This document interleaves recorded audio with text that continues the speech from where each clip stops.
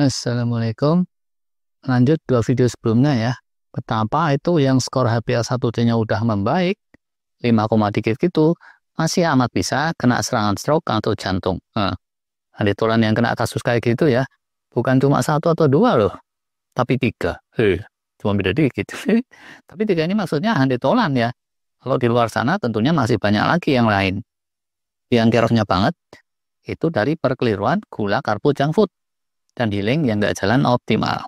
Singkatnya ya, salah satu kejelekan utama dari tingginya asupan gula karbo yang kebanyakan, itu resistensi insulin dan gula darah yang tinggi secara nyaris terus-menerus.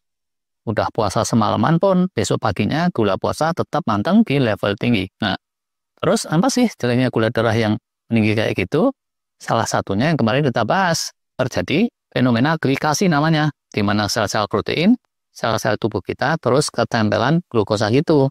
Jadi kepelintir, stabilitasnya terganggu, fungsionalitasnya juga terganggu, kitanya jadi cepat usur.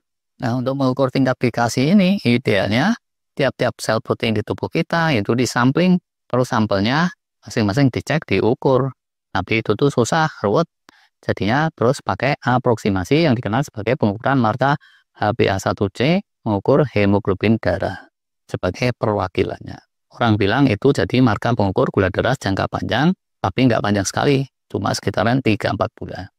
Nah, berhubung dia itu sekedar pendekatan atau aproksimasi, di balik marka itu tentu ada blind spotnya. Setelah treatment tertentu gitu ya, marka HbA1c yang semula parah, itu bisa-bisa aja tersembuhkan menjadi normal kembali. Itu terus diartikan oleh dokter, tingkat glikasi di tubuh si pasien jauh membaik juga. Walaupun realitanya yaitu tadi, yaitu sekedar aproksimasi. Nah, kalau sebelumnya sempat parah, bisa terjadi glikasi dan perkeliruan yang di liver dan serangkaiannya, di jalur-jalur kardio, di otak saraf, itu normalisasinya belum benar-benar sesignifikan yang di hemoglobin darah. Balik lagi ya ke soal glikasi. Ujungnya itu amat bisa terjadi setelah marka HbA1c-nya membaik, orangnya tetap bisa kena serangan mendadak seperti yang kemarin kita obrolin. Silahkan aja tuh dicek 2 video yang kemarin. Nah, tapi terus apa hikmahnya nih dari fenomena ini? Pertama, terkait antisipasi glikasi nih ya. Mengingat kalau udah berlarut-larut kayak gitu, normalisasinya bisa bertahun-tahun, dan bahayanya amat nyata, sedini mungkin pikirkanlah langkah-langkah preventif. Dari muda gitu ya, atau bahkan dari masa kanak-kanak, buang jauh-jauh tuh pembiasaan makan nasi sebakul. Jauh-jauhlah dari rutinitas minum manis. Biasakanlah makan gula karbo itu moderat saja. Syukur-syukur senantiasa porsi kecil. Apalagi kalau junk food, itu sesekali aja jangan keranjingan. Nah, terus mulai umur 30 gitu ya, syukur-syukur lebih awal dari itu, HbA1c itu mesti dimonitor secara rutin. Terus begitu HbA1c-nya lari dari batas normal, jangan lama-lama didiemin. Mesti segera diambil langkah-langkah tindakan, dan langkahnya itu nggak bisa satu jurus saja, mesti jurus kombinasi kalau mau efektif, yaitu seperti yang disering dibahas di kanal sini.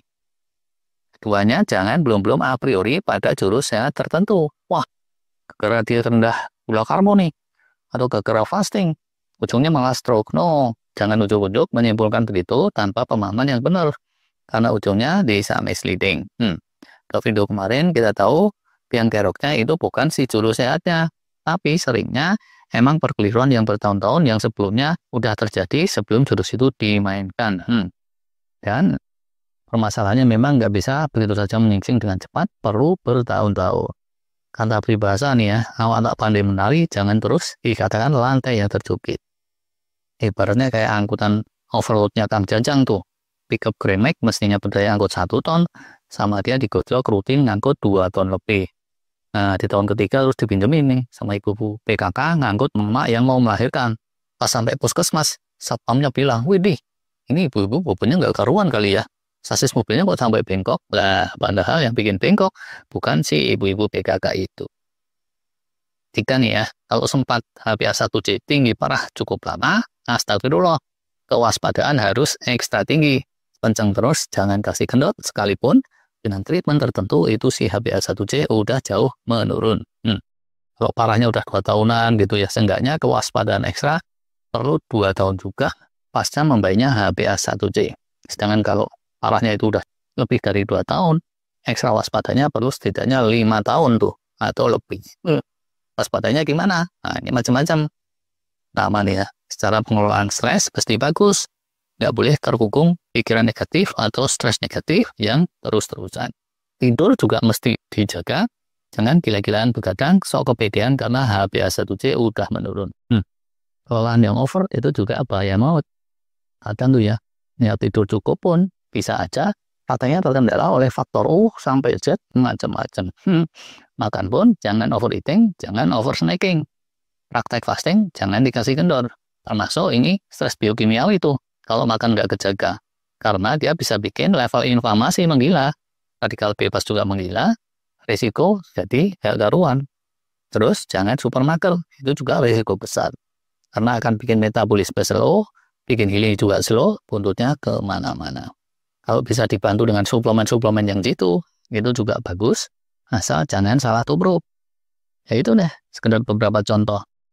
Lebih lanjutnya bisa belajar dari pakar-pakar kayak Dr. Peter Attia, Dr. Walter Longo, dan Dr. Jason Fung. Itu deh, kira-kira beberapa hikmah. Tentunya ada hikmah lain-lain lagi ya. Kalau ada yang mau nambahin silakan aja. Terima kasih.